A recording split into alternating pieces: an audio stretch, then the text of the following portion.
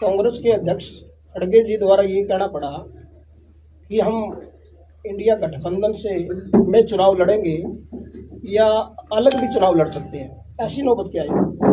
क्योंकि बातचीत चल रही है। आपने देखा पिछले कुछ दिनों में जिस प्रकार से घटनाक्रम आपने देखा कुछ राज्यों में, तो उसको देखते हुए जो हमारी कमेटी बनाई, आपस में बातचीत चल रही, कुछ पार्टियां अलग हुई लेकिन अभी कुछ साथ हैं। तो हमारे अध्यक्ष जी ने इसी हिसाब से कहा है, जो बात जहां सिरे चढ़ेगी वो ठीक है, नहीं तो अकेले हम चुनाव लड़ने में सक्षम। मैम, ऐसे हालात में जब राज्यों के अंदर विभिन्न राज्यों के अंदर स्थिति है मैम, ये भारतीय जनता पार्टी जो मोदी जी हैं सपना देख रहे हैं 450 सीटें हमारी आएंगी, बाकी वो शोक में छोड़ रहे हैं, ऐसे में भारतीय जनता पार्टी का इंडिया गठबंधन या कांग्रेस पार्टी मुकाबला कर सकेगी? मुकाबला आज के दिन मुकाबला ही यही है, जिन लोगों को विश्वास है लोकतंत्र में और जिनको लोकतंत्र में विश्वास नहीं है। जिनको लोकतंत्र में विश्वास नहीं है उनका आपने देखा पिछले दिनों में जो खेल खेला जा रहा है, कभी किसी राज्य में कभी किसी राज्य में।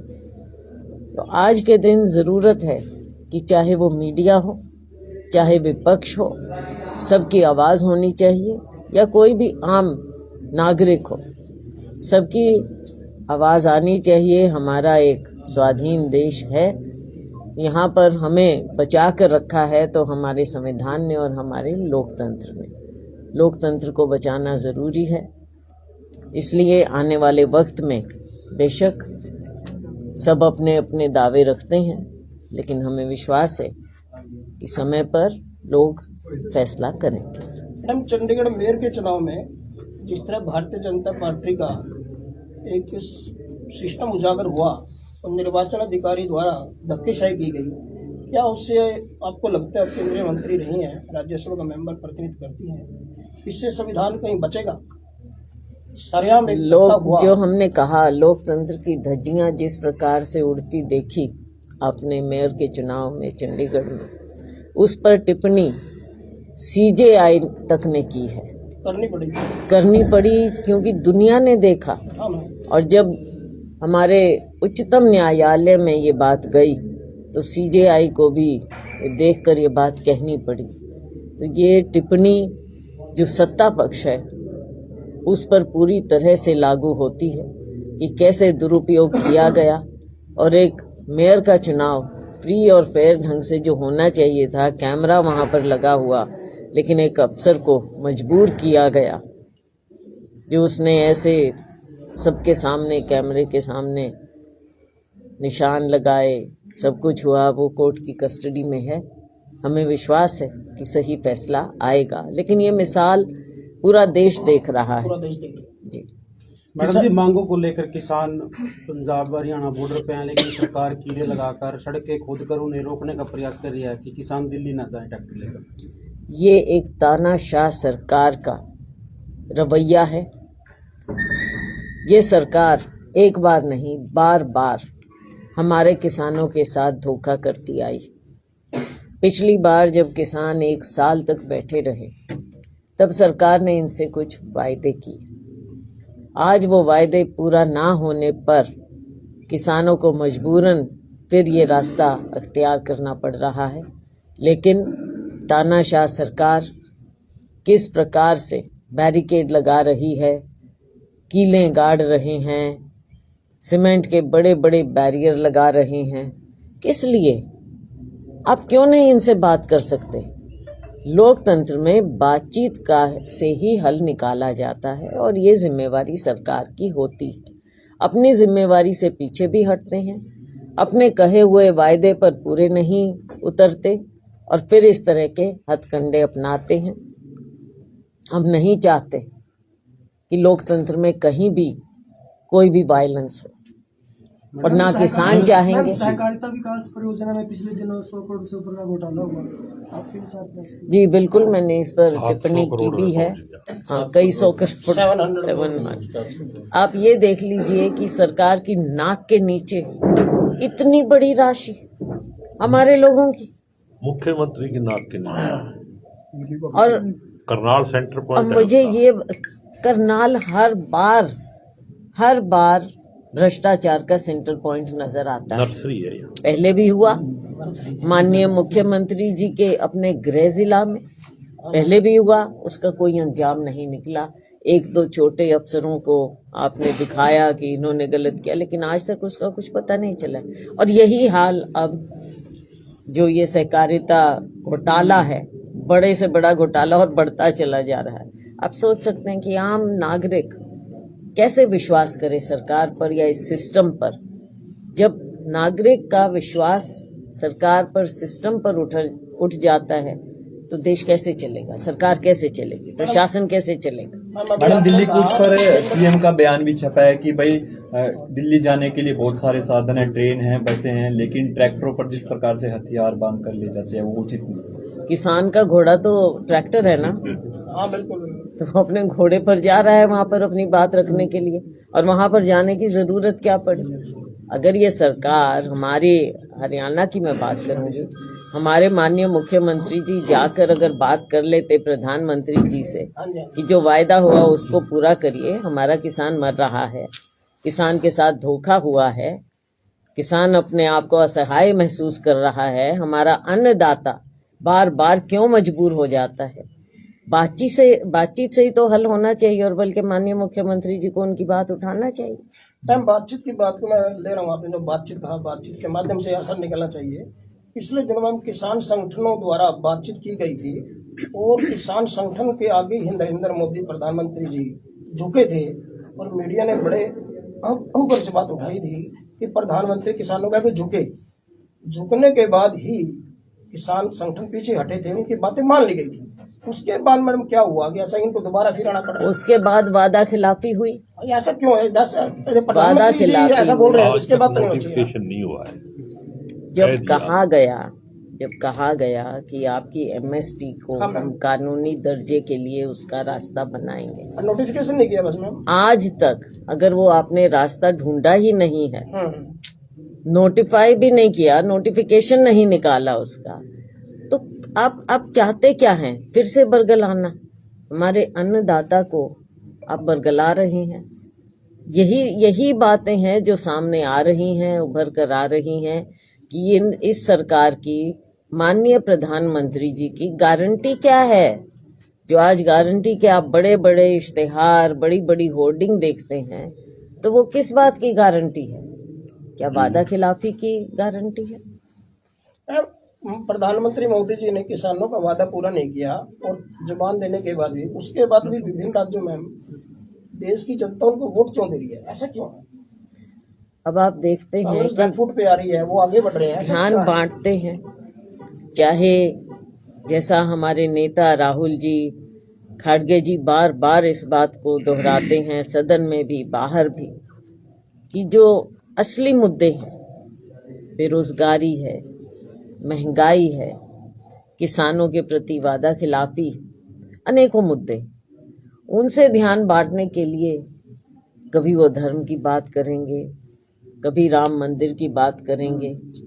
इन चीज़ों पर लोगों को भावनाओं में बहकाते हैं। अब आस्था के साथ तो खिलवाड़ नहीं होना चाहिए। भगवान राम किसके नहीं है? जो मानता है, जो धार्मिक है, वो मानेगा भगवान राम को। सुबह उठते ही हम मुंह से राम का ही नाम निकलता है। और मैं तो हमेशा कहती, ये तो पढ़ लिख के हम नमस्ते नमस्कार करने लगे हैं, अभी भी राम राम ही करते हैं। ईवीएम है, जो ईवीएम मशीन से चुनाव होते हैं, कई बार ईवीएम पे सवाल उठ चुके हैं कार्यप्रणाली पर। अब देश का बड़ा चुनाव है, उससे क्या लगाते हैं ईवीएम के चुनाव? इस बात को कई स्तर पर उठाया गया, इलेक्शन कमीशन के सामने उठाया गया, खारिज हुई बातें, न्यायालयों में उठाया गया, वो भी कुछ है कुछ खारिज। हमारा कहना केवल ये है, एक आम नागरिक के तौर पर आप भी सवाल उठा सकते हैं, मैं भी आम नागरिक होते हुए, कि ये पता तो चले कि फूल प्रूफ कैसे है। कोई और देश जो बड़े विकसित देश हैं वो भी नहीं इसे अपनाते। शुरुआत की गई, एक्सपेरिमेंट के तौर पर शुरुआत की गई, लेकिन अगर उसमें खामियां नज़र आ रही हैं और कौन सा सॉफ्टवेयर या कौन सी ऐसी चीज़ है, तकनीक, जिसके साथ छेड़छाड़ ना हो सके, तो सरकार को इस ओर ध्यान देना पड़ेगा और इस बात को समझना पड़ेगा कि वो पुख्ता ये बताएं कि इसके साथ छेड़छाड़ लेकिन नहीं। चुनाव तो ईवीएम से ही होंगे। मैडम जी, लोकसभा चुनाव ईवीएम से होंगे, हम कह नहीं रहे इस बात को, लेकिन ये जरूर है कि सरकार इसको करे। दूसरी बात हमारा ये है कि इसको भी हम अभी एक तरफ रखें, लोकतंत्र में हम विश्वास रखें, और जनता जब खड़ी हो जाती है तो जनता कुछ भी करके दिखा सकती है। लोकतंत्र में वोट का अधिकार है, सब लोग इसको समझते हुए अपने वोट का अधिकार। कई जिलों में इंटरनेट बंद कर दिया गया है। अब डिजिटल इंडिया की बात की जाती है, सारी ट्रांजैक्शंस बंद हो गए हैं। इंटरनेट बंद होने से दिक्कत आ रही है लोगों को 7 जिलों में। तो बिल्कुल दिक्कत है। अभी हम रास्ते में आए तो कॉल करना चाह रहे थे, हमारी कॉल थ्रू नहीं हुई। लेन देन सभी का आजकल नेटवर्क जिन में बंद है, नहीं, अम्बाला से 7 जिलों में बंद है। अम्बाला से सुरजेवाला जी और पीयूष चौधरी और आप द्वारा जो यात्रा निकाली जा रही है, वो कितना सफल मानते हैं? हरियाणा में क्या प्रभाव पड़ेगा कांग्रेस? देखो, लोग आजकल असलियत देखते हैं। हाँ मैम, हमने बात उठाई, राहुल जी जो भारत जोड़ो न्याय यात्रा निकाल रहे हैं देश भर में, पहले उन्होंने भारत जोड़ो यात्रा निकाली थी, अब भारत जोड़ो न्याय यात्रा निकाल रहे हैं। हमने उन्हीं के संदेश को जन जन तक पहुंचाया।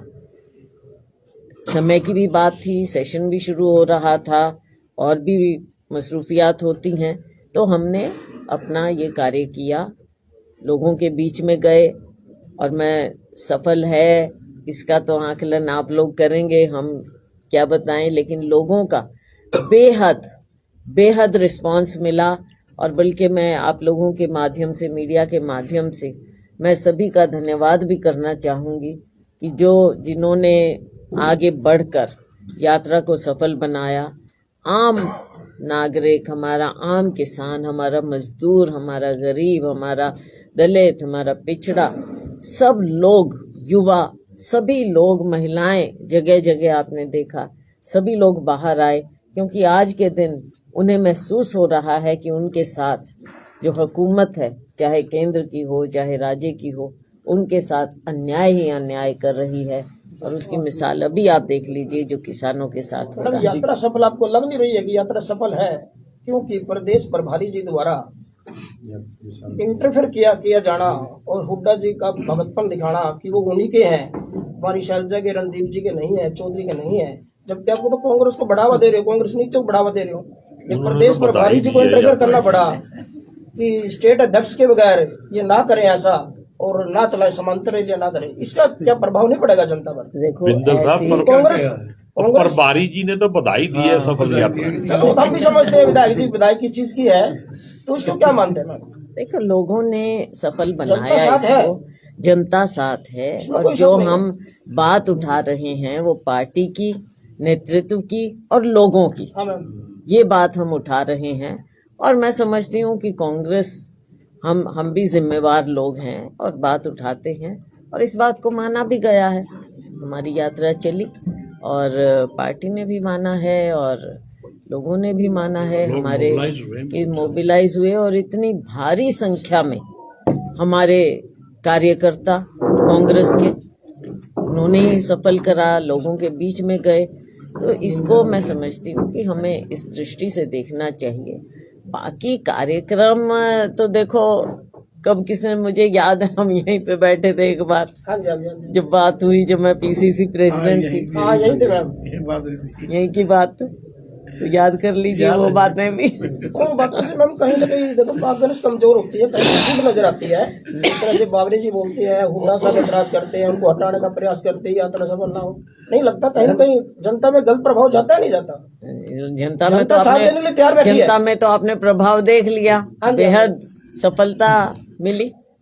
मैडम, लोकसभा चुनाव नजदीक है, वहीं भाजपा इस बार कह रही है कि अब की बार 400 पार, उसी को लेकर कांग्रेस की क्या कुछ तैयारियां है? कांग्रेस किस रणनीति हरियाणा और अन्य प्रदेशों में चुनाव लड़ने जा रही है? हम पूरी तरह से तैयारी में हैं। आपने देखा, चाहे शीर्ष नेतृत्व की बात हो, राहुल जी न्याय यात्रा निकाल रहे हैं और कितने ही राज्यों से गुजरते हुए आप समझो कि 6,500 किलोमीटर से ज़्यादा उनकी यात्रा ये चल रही है। उसके अलावा हमारे राष्ट्रीय अध्यक्ष खड़गे जी जगह जगह अनेकों राज्यों में जा रहे हैं, हमारे वर्कर्स के साथ बातचीत कर रहे हैं और हमारे वर्कर्स में, हमारे कार्यकर्ताओं में, कांग्रेस जन में एक ऊर्जा आ रही है। हम लोग सभी लोग अपने अपने तरीके से एक एक कार्यकर्ता नीचे ज़मीन पर लोगों के साथ जुड़ा हुआ है। आने वाले वक्त में आप देखेंगे कि इस बात की सफलता तो मिलेगी। दोबारा किसान आंदोलन का कूच है, कांग्रेस पार्टी किस तरह से समर्थन करती है इस आंदोलन का? कर चुकी है, बताओ। खड़गे जी ने कर दिया। हम तो करते हैं, हाँ, जब हमारे शीर्ष नेतृत्व ने समर्थन कर दिया है और हम पहले भी किसान के साथ खड़े थे। आपको याद हरियाणा में आम आदमी पार्टी के अध्यक्ष केजरीवाल जी राष्ट्रीय अध्यक्ष हैं, उनको किस लहजे में रहती है? भाजपा हरियाणा का मुकाबला रहेगा, कांग्रेस का रहेगा या आप पार्टी त्रिकोणीय रहेगा? क्या लगता है हरियाणा में क्या स्थिति मानती है आप? मुझे लगता नहीं है कि आप पार्टी का कोई विशेष यहाँ पर असर आप देख पाएंगे। सत्ता पक्ष क्योंकि भारतीय जनता पार्टी है, लेकिन लोगों में बिल्कुल वो जो उनको मिला भी था 75 पार के बाद 40 का मामला, वो जो बोलते मुझे लगता नहीं कि अब वो कुछ बचा पाएंगे और कांग्रेस पार्टी की ओर ही लोगों का रुझान है और विकल्प भी लोग कांग्रेस में ही देखते हैं। शमशेर सिंह गोगी जी आप हैं, आज मैडम पहुंचे हैं आपके वहाँ, शोक भी था, तो क्या कुछ कहेंगे आपसे? आज तो हमारी ताई जी की डेथ हुई थी, उनकी क्रिया थी, उनकी अंतिम अरदास में शामिल होने के लिए बहन जी आई।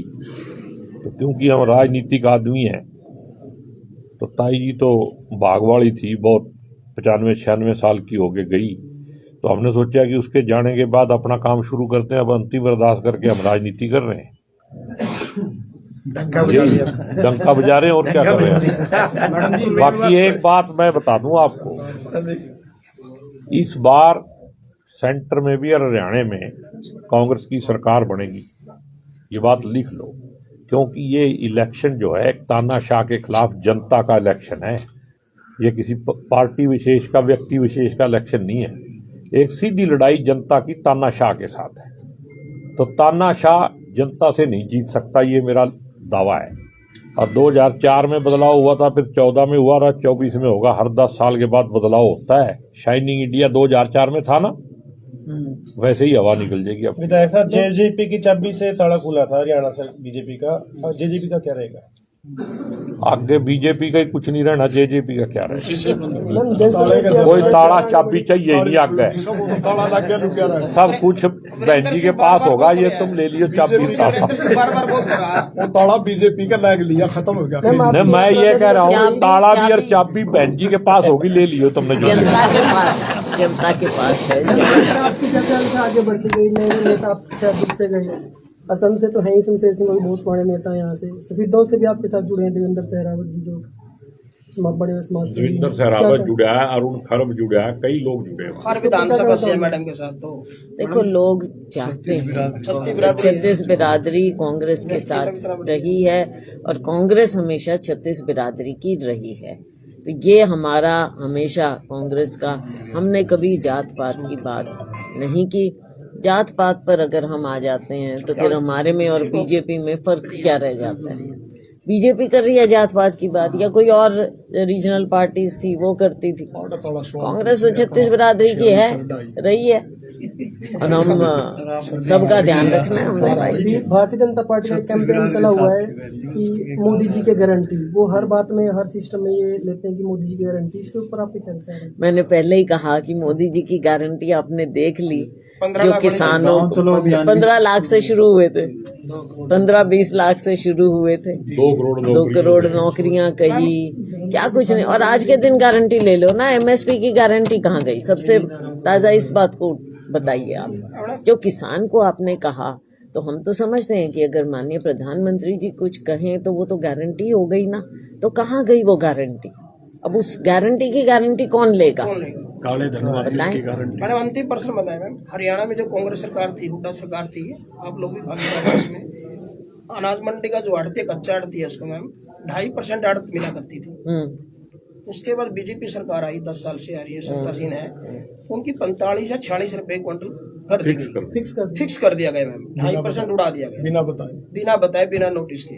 ऐसा क्यों मैम? इस कांग्रेस सरकार यदि सत्ता में आती है तो देखो ये क्या किया चीजों का हमने पहले भी आड़ती कहा, परेशान है। कुछ आड़ती भी जिंदा रहे, किसान भी जिंदा रहे, मजदूर भी जिंदा रहे। इस चीज का हमको, क्योंकि ये एक चेन है, चेन के बिना कोई पूरा नहीं हो सकता, एक दूसरे के पूरक हैं। हाँ मैम, हम पहले भी कहते थे कि आप आड़ती को भी ऐसे चोर मत बनाओ, ऐसे मत कहो कि वो बिल्कुल ही आप क्यों ये चेन तोड़ रहे हो जो हमारी ट्रेडिशनली चलती आ रही है, परंपरागत है ये चेन। तो एक दूसरे का साथ है, चोली दामन का साथ है, उसको मत तोड़ो, क्योंकि इसमें सिर्फ पैसे की और कमीशन की बात नहीं है, एक ये रिश्ता भी, तो इस रिश्ते को मत तोड़ो, लास्ट सवाल कायम रखो। अरे यदि कांग्रेस सत्ता, अरे भाई एक मिनट, कांग्रेस सत्ता में आती है तो बिल्कुल मतलब क्या इसको, करे? कांग्रेस क्या करेगी? बिल्कुल हम इसको देखेंगे। देखो जो तीनों के हित में हो हाँ मैम, हम वो करेंगे, मतलब कांग्रेस बाहर और करेगी बिना बात किए कोई फैसला नहीं हो सकता। अब एक के वो करने का, या सिर्फ सरकार सोचे कि हम अपनी मर्जी से कर दें, बाकी किसी की दुर्गति होती रहे, दुर्गति नहीं हमने किसी की होने देनी, चाहे वो किसान है चाहे वो आड़ती है, मजदूर किसान किसी की दुर्गति नहीं होने देंगे, हम सब ठीक करेंगे। ईडी की जो कार्य प्रणाली चलती है, जैसे केजरीवाल है, उनको भी, हेमंत सोरेन है सीएम, उनके ऊपर भी हुई है, हुड्डा साहब पे भी चल रही है, उसको किस नजर से देखते हैं आप? देखो ईडी है, सीबीआई है, इनकम टैक्स है, इनका आपने देखा कि किस प्रकार से ये जो सत्ता पक्ष है, चाहे राजनीतिक लोग हैं, चाहे मीडिया के लोग हैं, चाहे कोई बिजनेस के लोग हैं, या कोई आम नागरिक है जो आवाज, इंडिपेंडेंट आवाज आज के दिन रखता है, ये तानाशाह सरकार है। और सबको ये चाहते हैं कि जो ये चाहें वहीं दिन शुरू हो, जो ये चाहें वहीं पर सूर्यास्त हो, ऐसा नहीं हो सकता। Thank you madam. Thank you. हम आपको लाइव तस्वीरें न्यूजीलैंड हरियाणा के माध्यम से दिखा रहे हैं। आपसे भी नंबर निवेदन की वीडियो को ज़्यादा से ज़्यादा शेयर जरूर करें। आज असंध में बहन कुमारी सलजा पहुंची है और प्रेस वार्ता उनके द्वारा यहां की गई है। उनके साथ विधायक शमशेर सिंह गोगी और पूर्व चेयरमैन सुरजीत राणा सहित अन्य कार्यकर्ता यहां पर मौजूद हैं। जितेंद्र चोपड़ा को भी आप देख सकते हैं। लाइव तस्वीरें हम आपको दिखा रहे हैं। आपसे भी नंबर निवेदन की ज़्यादा से ज़्यादा शेयर जरूर करें। धन्यवाद।